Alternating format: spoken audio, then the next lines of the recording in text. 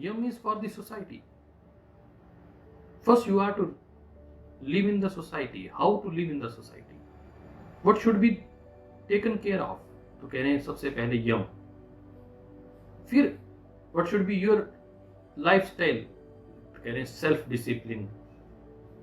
उसमें क्या होने चाहिए? तो कहने का ये 5 अंग होने चाहिए. तो नियम में 5 अंग, तो उसमें 5 कहा शौच, संतोष, तप, स्वाध्याय, ईश्वर निधानानि. इसलिए समाधि में जब कहा कि समाधि भावनार्थ क्लेश तनु करनार्थ, तो यह उसमें ध्यान में रखा होगा कि समाधि भावनार्थ, जिसको समाधि की भावना अर्थात जो अंतरंग, आपको अंतरंग रूप से जो यात्रा को तय करना है, उसमें तो तप, स्वाध्याय, ईश्वर प्रणिधान, व्यक्तिगत साधना शुरू करनी पड़ेगी. और क्लेश तनु करनार्थ, आपने यदि अपने दुखों को कम करना है तो ये करना पड़ेगा. परंतु यदि सोसाइटी में, अपने जीवन में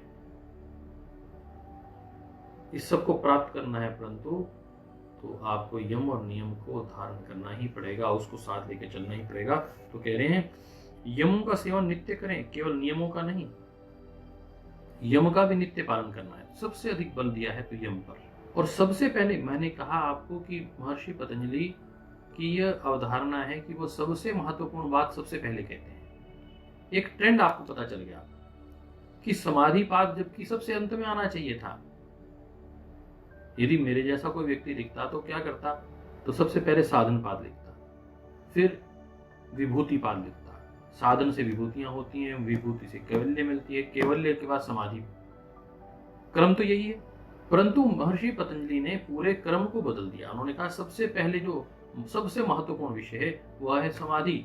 तो सबसे पहले समाधि के विषय में चर्चा की, तो इसको पहले नंबर पर रखा समाधि पाद को. तो आज हम विषय में जब चर्चा कर रहे हैं, इसी प्रकार हम यदि महर्षि पतंजलि के इस ट्रेंड को समझ लेंगे कि सब नियमों में से, सब यम, नियम, आसन, प्राणायाम, प्रत्याहार, धारणा, ध्यान, समाधि, उसमें सबसे पहले उन्होंने यम रखा. यम में भी सबसे पहले अहिंसा क्यों रखी? कि किसी को मन, वाणी, कर्म से कष्ट नहीं पहुंचे, इसका नाम अहिंसा है.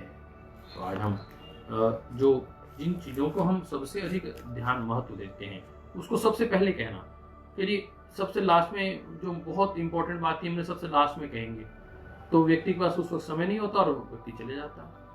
तो जो सबसे महत्वपूर्ण विषय है उसको सबसे पहले कहना, यह महर्षि पतंजलि के दृष्टिकोण से आता है. तो अब हम इस, और ये यूनिवर्सल लॉज हैं, इसके विषय में भी हम आने वाले दिन में चर्चा करेंगे. स्वामी जी महाराज ऐसे नहीं कहते कि yoga is for world harmony, for world peace, for world health. तो कह रहे हैं कि yama is the self restraints.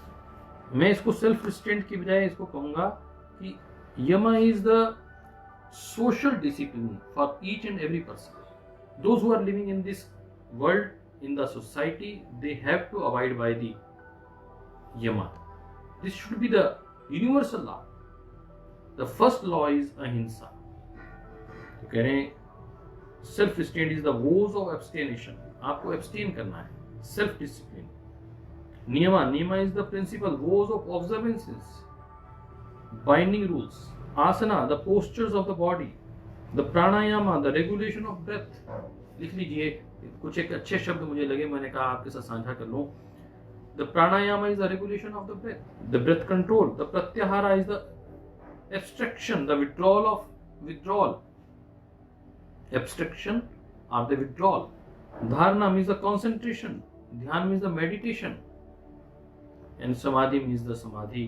8 angani, 8 limbs constituents. तो इसमें उन्होंने कहा कि इसकी सिंपल ट्रांसलेशन है self discipline, vows of observations, observances, physical postures, regulation of breath, self withdrawal, concentration, meditation and realization. समाधि को हम realization भी कह सकते हैं.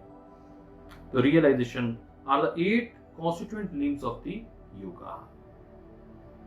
देखिए, कुछ लोग मुझे श्री श्री रविशंकर जी महाराज का उस दिन वेबिनार में उन्होंने बहुत अच्छी एक बात कही, मुझे अच्छी लगी, उसको आपके साथ भी साझा करता हूँ.